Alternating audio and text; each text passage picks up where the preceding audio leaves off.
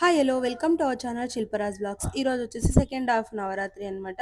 ముందుగా నిమ్మకాయ పులిహోర చేద్దామని రైస్ అయితే గ్యాస్ మీద పెట్టేశాను అనమాట. ఈ లోపు పూజకి ముందు రోజు పువ్వులన్నీ తీసేసి కొత్త పువ్వులు అయితే పెట్టేసి ఇంకా గడపకు కూడా పసుపు కుంకం పెట్టేసి ముగ్గు అయితే పెట్టేశాను అనమాట. ఇంకా అలానే తులసి కట్టకు కూడా పసుపు కుంకం పెట్టేసి ముగ్గేసేసాను. ఈలోపు రైస్ అయిపోయింది. సో రైస్ చల్లగవడం కోసం అని చెప్పేసి ఫ్యాన్ కింద పెట్టేశాను. పులిహోరకి కావాల్సినవన్నీ రెడీ చేసుకొని తిరవాత అయితే పెట్టుకుంటున్నాననమాట. టెంపుల్‌లో ఫ్లేవర్ రావడం కోసం కొంచెం ఇంగు కూడా యాడ్ చేశాను.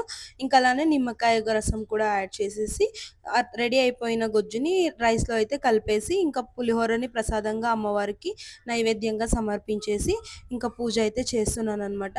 ఇక్కడ మీరే చూడండి నేను పూజకన్నీ రెడీ చేసుకొని ఇంకా నైవేద్యం సమర్పయామి అని చెప్పేసుకొని ఆయిల్ అయితే వేస్తున్నాను.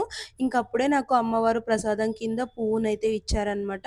ఇంకా తర్వాత అయితే అగరబత్తులు వెలిగించేసి ఫస్ట్ పూజ అయితే చేసుకొని, ఆ తర్వాత అమ్మవారికి హారతి ఇస్తున్నాననమాట. హారతి ఇచ్చేటప్పుడు ఆ హారతి వెలుగులో అమ్మవారిని చూసేటప్పుడు చాలా హ్యాపీగా అనిపిస్తుంది. మనసుకి ఎంతో హాయిగా అనిపిస్తుందనమాట.